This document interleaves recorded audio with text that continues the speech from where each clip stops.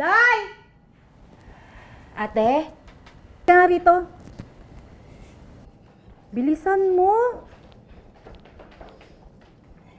Ate, Saan ka galing? umalis po ako. Oo nga, umalis ka. Kaso kakarating ko lang po eh. Alam ko, hahanapin ba kita kung nandito ka? Di galit na po kayo niyan. Hindi naman ako galit. Bakit po kasi kayo sumisigaw? Hindi naman ako sumisigaw ah. Mataas lang yung boses ko. Ikaw, Inday ha, bakit umalis ka na naman? Di ba pinakabilib-biling ko sa'yo, wag na wag ka aalis? Di ba kasi nga ate, Huwebes po ngayon? Oo nga, Webes. Ano ang akala mo naman sa akin? Tanga sa petsa? Naku, hindi po ah. Wala po kung sinabing ganun ate. Sinabi na wag aalis at may lakad ako, umalis ka pa rin? Kasi nga po, Huwebes po ngayon, di ba? Tsaka hindi po pwede na hindi ako aalis.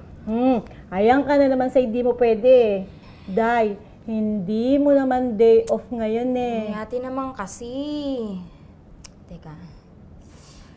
Basta ibawas niyo na nga lang po sa sweldo ko. Wow, diyan ka magaling. Alam niyo naman na po yun eh. Ayan ka na naman sa pangatwiran mo wala sa lugar. Ate, ilang beses ko bang sasabihin sa'yo na hindi po ako pwedeng umabsent? Kayo naman, hindi niyo naman ako naiintindihan, no? Wow, ako pa hindi nakakaintindi sa'yo ngayon. Day, ayan ka na naman. Sumasagot-sagot ka na naman sa akin. Kasi po, tinatanong niyo ako. Naku, napaka-piloso po mo talaga. Tsaka, tulog naman po si Wendy. Inihabilin ko na po siya kay Monica. Oh, bakit mo naman ipapasa sa iba yung trabaho mo? Ate, wala pang 3 oras akong nawala. Alam mo ba, Day? 2 beses sa linggo, lagi ka na lang nawawala. Napapabayaan mo na yung trabaho mo dito sa bahay. Ate naman yun na nga lang yung request ko sa'yo, di ba? 2 hanggang 3 oras lang naman ako. Yun na yung pinaka-day off ko. Siguro, may kinakatagpo ka sa labas, no? Uy, wala po ate ah! Day, magsabi ka nga, may shota ka na? May kinakatagpo kang lalaki, no? Sana nga po meron. Ate, wala. Ano ka ba? Basta, pag sinabi ko hindi ka pwedeng malis, hindi pwede. Wag na wag kang aalis. Pwede po. Hindi pwede. Pwede. Hindi. Pwede?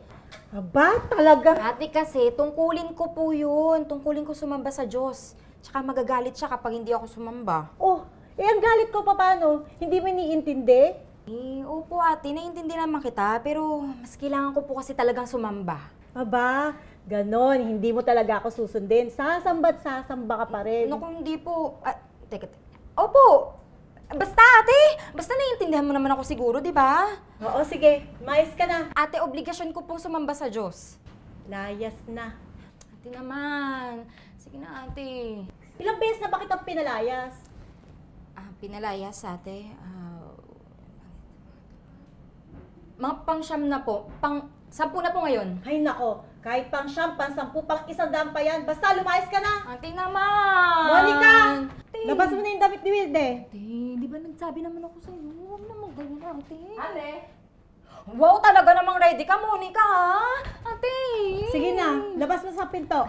Ate, magluluto pa pala ako. Hindi ka marunong magluto. Tsaka maglalaba pa ako. Naku, hindi ka nga bang maglaba?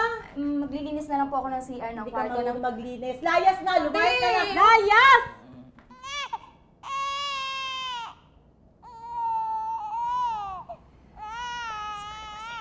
Ayan, nagising po tuloy si Wendy. Kaya po kasi ang ingay niyo po eh.